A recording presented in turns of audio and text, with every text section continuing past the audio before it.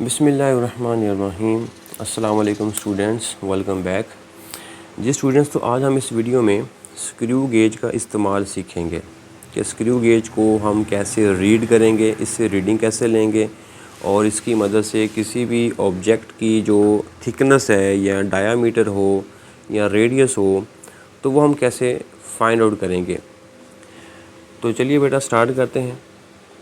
अब सबसे पहले ये मेरे पास एक कॉइन है, ठीक है। हमने इस कॉइन का थिकनेस मालूम करना है और इस बारीक वायर का हमने थिकनेस मालूम करना है, ठीक है। अब किसी भी ऑब्जेक्ट की रीडिंग लेने से पहले हमें ये कंफर्म करना है कि जो हम स्क्रू गेज इस्तेमाल कर रहे हैं उसमें कोई ज़ीरो एरर तो नहीं है।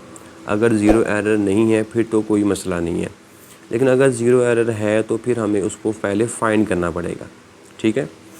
तो रीडिंग लेने से पहले हम जब वो इसमें अगर ज़ीरो एरर है तो फाइंड करेंगे और फिर बाद में करेक्शन भी हमें करनी पड़ेगी, ठीक हो गया। और ये ऊपर मैंने लीस्ट काउंट लिखा हुआ है, तो ये लीस्ट काउंट है वो स्क्रू गेज के ऊपर मेंशन भी होता है, ये आप देख सकते हैं 0.01 मिलीमीटर, ठीक है। अगर ये मेंशन ना भी हो तो आपको ये याद हो जाना चाहिए कि कितना इसका लीस्ट काउंट होता है। तो लीस्ट काउंट और ज़ीरो एरर फाइंड करने का तरीका मैंने एक पिछली वीडियो में स्क्रू गेज पार्ट 1 के नाम से मैंने वीडियो अपलोड की हुई है, तो उस वीडियो का जो लिंक है वो मैंने आपको नीचे बॉक्स में प्रोवाइड कर दिया है। तो आप वहाँ पे जाके उस वीडियो को आप देख सकते हैं कि कैसे लीस्ट काउंट और ज़ीरो एरर आप फाइंड करेंगे। तो चलिए बेटा स्टार्ट करते हैं आज का टॉपिक। तो अब सबसे पहले हमें देखना है कि इसमें ज़ीरो एरर है या नहीं। तो उसके लिए हमें क्या करना पड़ेगा, इसको हमें क्लोज़ करना पड़ेगा, मतलब कि स्टड और स्पिंडल को आपस में मिलाना पड़ेगा।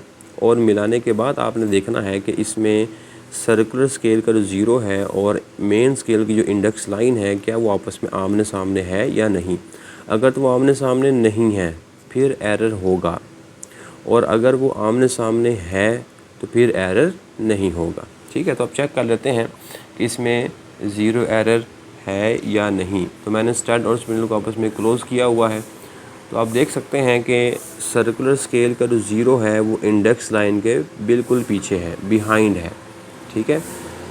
इंडेक्स लाइन जब वो थोड़ी सी आगे है और zero of the circular scale वो पीछे है, तो इसका मतलब कि ये जो स्क्रू गेज है इसमें पॉजिटिव ज़ीरो एरर है, ठीक है। पॉजिटिव ज़ीरो एरर में क्या होता है कि zero of the circular scale is behind the index line of the main scale, so such kind of error is called positive zero error. तो अब इस स्क्रू गेज के अंदर पॉजिटिव ज़ीरो एरर है। अब अगला सवाल ये पैदा होता है कि कितना ज़ीरो एरर है। अगर पॉजिटिव है तो कितना पॉजिटिव है, या अगर नेगेटिव है तो कितना नेगेटिव है, ठीक है।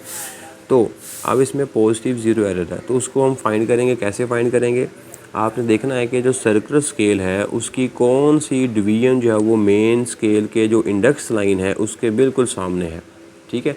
तो आप देख सकते हैं कि इसमें ये ज़ीरो है और इसके ऊपर ये फर्स्ट डिवीज़न है। तो जो फर्स्ट डिवीज़न है वो जो है वो में इंडेक्स लाइन के बिल्कुल सामने है, ठीक है। First division of the circular scale coincide with the index line of the main scale, ठीक है। तो अब आपने इस फर्स्ट को नोट कर लेना है और इस फर्स्ट को आपने लीस्ट काउंट के साथ मल्टीप्लाई करना है, ठीक है।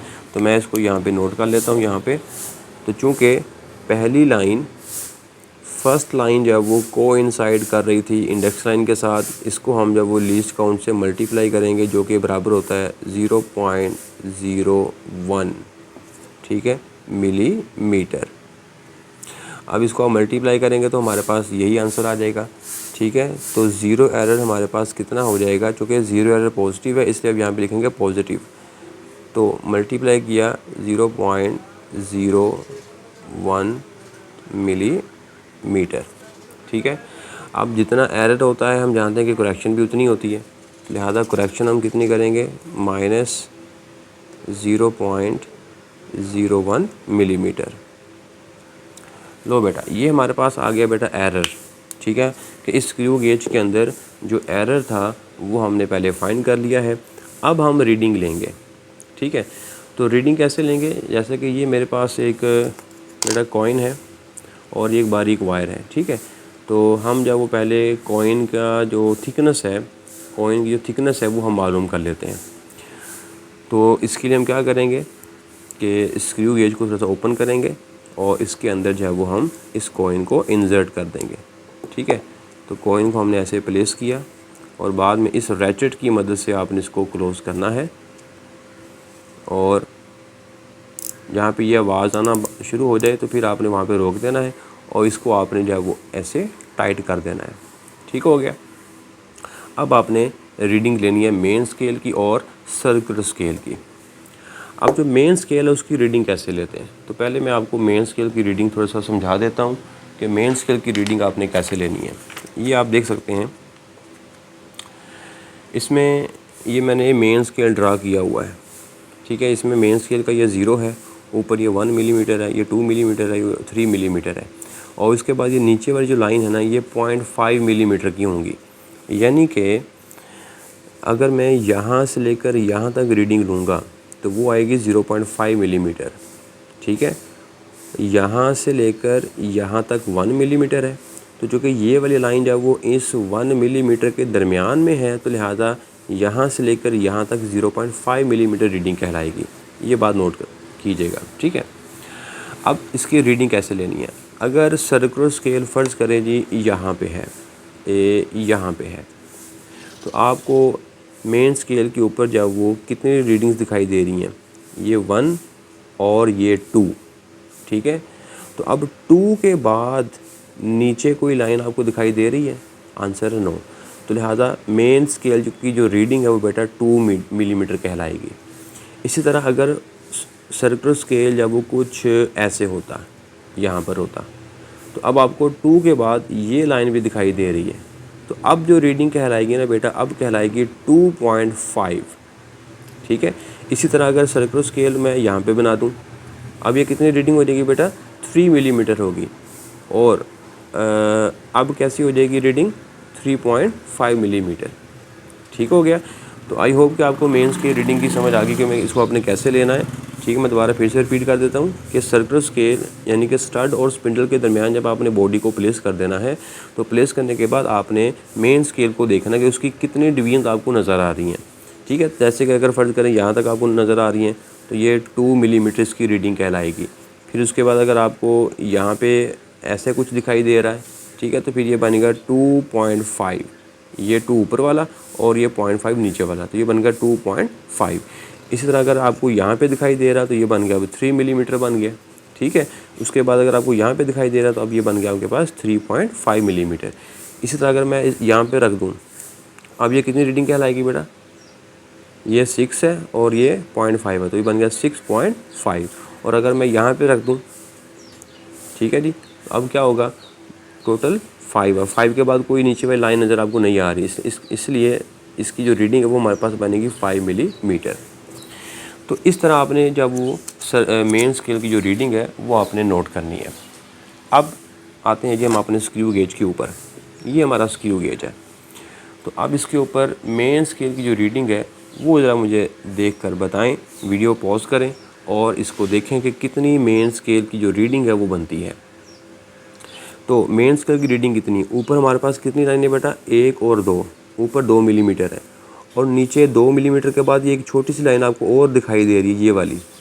ठीक है, तो ये बन गया बेटा 2 ऊपर है और 0.5 नीचे, तो ये बन गया 2.5 मिलीमीटर। Is it clear. फिर से ये ऊपर 2 लाइंस हैं और ऊपर जो 2 लाइंस हैं उसके नीचे एक 0.5 की भी आपको नज़र आ रही है, आखिर पे छोटी सी लाइन 0.5 की है, तो ये बन गया 2.5 मिलीमीटर। ये आपने मेन स्केल की रीडिंग जब वो नोट कर लेनी है। ठीक है, तो ये हम नोट कर लेते हैं, यहाँ पे लिख भी लेते हैं कि मेन स्केल की जो रीडिंग है वो हमारे पास आई है बेटा 2.5 मिलीमीटर। ओके, अब उसके बाद हमारे पास है सर्कुलर स्केल रीडिंग, कि सर्कुलर स्केल जो रीडिंग है वो आपने कैसे लेनी है। ठीक है, तो ये आसान है, इसको हम देखते हैं कि सर्कुलर स्केल रीडिंग आप कैसे लेते हैं। सर्कुलर स्केल रीडिंग से मुराद के आपने देखना है कि सर्कुलर स्केल के ऊपर जो डिवीजन्स हैं, 50 डिवीजन्स, इन 50 डिवीजन्स में से एक डिवीजन ऐसी होगी जो इंडेक्स लाइन के बिल्कुल सामने होगी या उसके करीब तरीन होगी। ठीक है, तो जो भी डिवीजन जो है वो इंडेक्स लाइन के सामने या करीब होगी उसको आपने नोट कर लेना है। तो अब जैसे कि आप देख सकते हैं कि ये 5, 6 और ये 7, तो आप देख सकते हैं कि जो 7th लाइन जो है यानी कि 7th जो डिवीज़न है वो इंडेक्स लाइन के तकरीबन सामने है, करीब तरीन है। ठीक है, फिर से ये हमारे पास 5 है, उसके बाद ये 6 है, उसके बाद ये 7 है। तो 7th लाइन जो है वो ऊपर यानी कि इंडेक्स लाइन के बिल्कुल तकरीबन सामने है। ठीक है, तो इस 7 डिवीज़न को आपने नोट कर लेना है और इस 7 डिवीज़न को आपने लीस्ट काउंट से मल्टीप्लाई करना है। ठीक है, तो यहाँ मैं लिखता हूँ 7th डिवीज़न जो कि कोइंसाइड कर रही थी इंडेक्स लाइन के साथ, इसको आप मल्टीप्लाई करेंगे इसके लीस्ट काउंट के साथ 0.01 मिलीमीटर। उसके बाद इसको मल्टीप्लाई किया तो ये हमारे पास आंसर आएगा 0.07 मिलीमीटर। जी ये बेटा हमारे पास आ गया सर्कुलर स्केल रीडिंग। ठीक हो गया, ये हमारे पास मेन स्केल रीडिंग था, उसके बाद ये सर्कुलर स्केल रीडिंग था। अब उसके बाद है ऑब्जर्व्ड रीडिंग। तो ऑब्जर्व रीडिंग से मुराद ये है कि हमने ये जो कॉइन रखा हुआ है इस कॉइन का हमने कितना इस कॉइन की हमने कितनी थिकनेस ऑब्ज़र्व की है, तो वो थिकनेस जब वो हम इन दोनों रीडिंग्स को मिलाकर ऐड करके बताएंगे। ठीक है, तो हमने इन दोनों रीडिंग्स को ऐड किया यानी कि 2.5 प्लस 0.07 इज़ इक्वल टू, इसको आप ऐड करेंगे तो ये हमारे पास बनेगा बेटा 2.57 मिलीमीटर। ठीक हो गया यहाँ तक। तो हमने कितना इसकी थिकनेस ऑब्जर्व की है, तो मेन स्केल की रीडिंग को आपने सर्कुलर स्केल की रीडिंग में ऐड कर देना। तो ऐड करने के बाद जो हमारा आंसर आएगा ये होगा इसकी ऑब्जर्व्ड रीडिंग। एक्चुअल रीडिंग अभी नहीं आई है। एक्चुअल रीडिंग क्यों नहीं अभी आई है? क्योंकि इस स्क्रू गेज के अंदर एरर मौजूद था।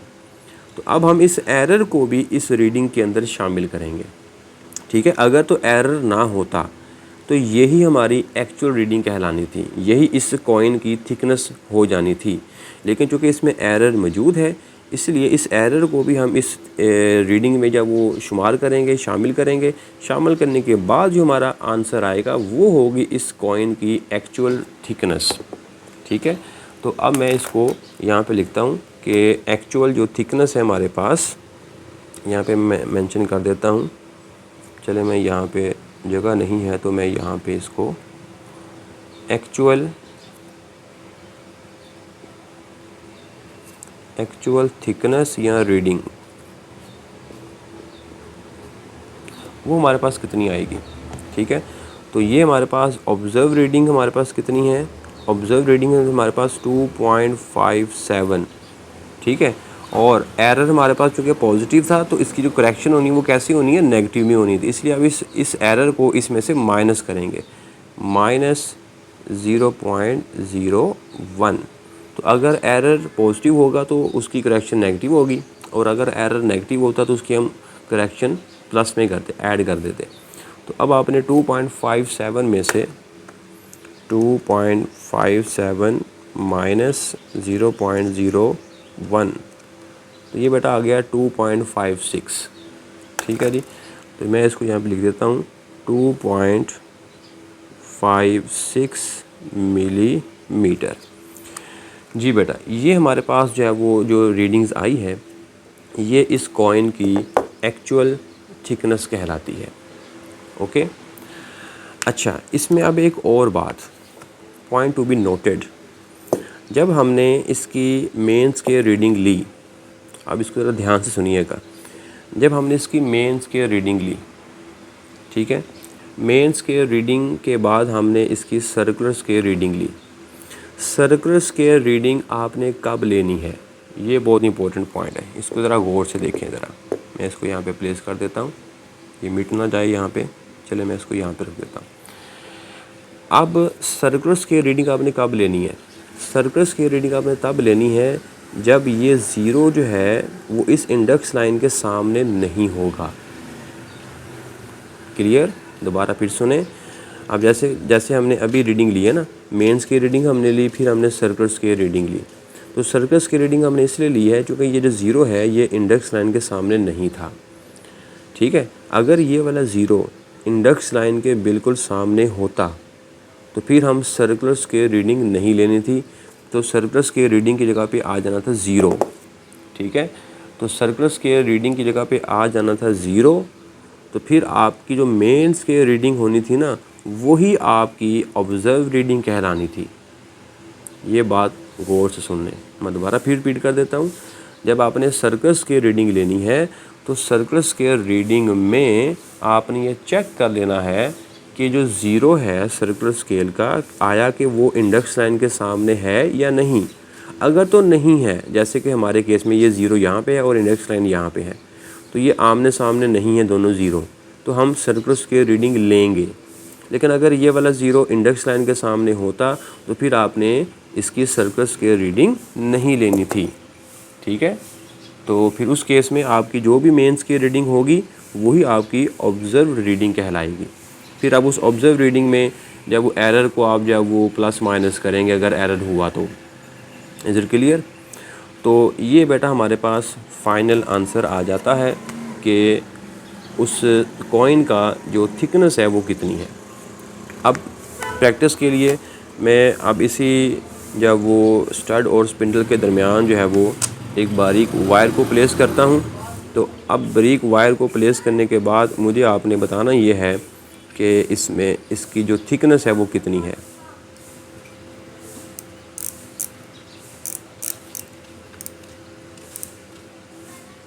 ओके जी, ले बेटा, ये मुझे अब कमेंट बॉक्स में मुझे बताएंगे कि इस वायर की जो थिकनेस है वो कितनी है।